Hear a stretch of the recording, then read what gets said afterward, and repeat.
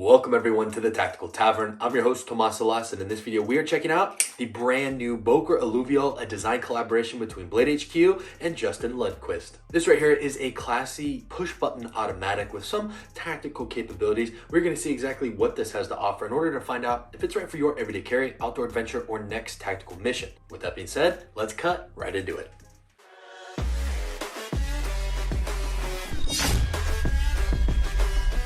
This Boker Alluvial comes in with an overall length of 7.75 inches. This blade sports a 3.12 inch blade comprised of D2 steel, and it comes in a few different models. However, online it says it's a drop point. I also like to think it has some sort of Spanish Navaja design influence as well. If you see it or you disagree, let me know in the comment section down below. What kind of blade shape would you call this? Regardless of what you name it, I think it's very sleek and has a lot of utilitarian factor. Deploying this blade is done via the push button automatic.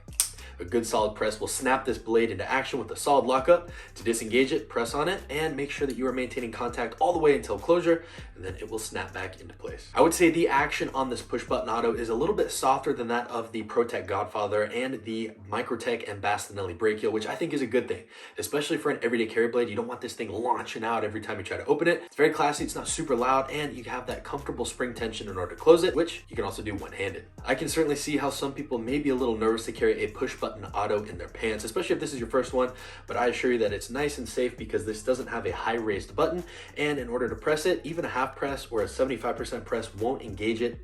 You have to press it down all the way. So if you're bumping into your keys or trying to get something out of your pocket, it's very unlikely that you're gonna snap this open. On the subject of carrying this knife around, it does have a fold over deep carry pocket clip and also has a nice lanyard hole attachment system, so that way it folds over onto the side of the pocket clip, and this is set up for tip up right hand carry only. Facilitating a smooth draw out of the pocket are the aluminum handle scales that have a decent mid texture to them, so that way it's not gonna shred your pockets, but still gives you a little bit more grip enhancement with some extra cutouts in there. What I enjoy about this knife, and you may notice, is the slim form factor. It's not super large or takes up a lot of space in the pocket, but it still has quite a bit of belly, making it good for a wide variety of utility cutting tasks. While using this in an everyday carry setting, I did appreciate that thicker spine towards the tip for controlled cutting tasks.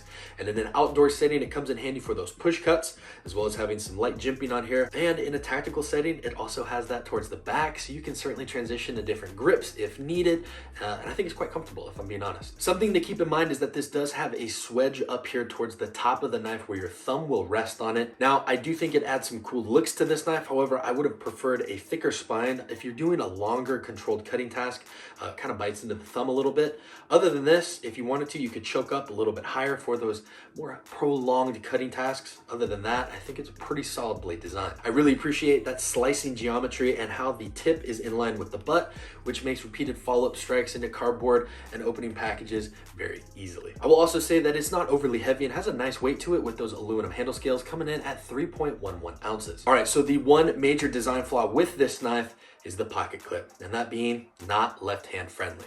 Am I being overly dramatic? Yes, of course. It's not the end of the world, and you can still deploy it and carry it with your left side and comfortably actuate it. It takes a little bit of practice. I just wish that it was reversible so you could also more quickly and easily carry it around for us lefties. And while we're talking about it, sometimes with certain pants, the pocket clip will rise up a little bit and stick out. So just make sure you're not wearing this with any cashmere sweaters so it doesn't pull and rip on those. At the time of this review, you can find the brand new Boker Alluvial for around $69.95, and I think that's tremendous value, especially if you're just getting into carrying a push button automatic. Justin did a great job designing this slim, elegant form factor of a knife with some tactical use in mind. I think it's a very elegant option that is versatile for a wide variety of tasks. I think this is great value considering it's under 80 bucks. It's an automatic. It's from Boker, so it has that reliability factor. And I think this competes with the Kalashnikov, and I certainly like that versatile blade shape. A big congratulations to Justin Lundquist on this Boker and Blade HQ collaboration. I'm super excited for you, and I want to see what other colorways you come out with. If you guys enjoyed this review, please make sure to drop a like, share, and subscribe, because it greatly helps support the channel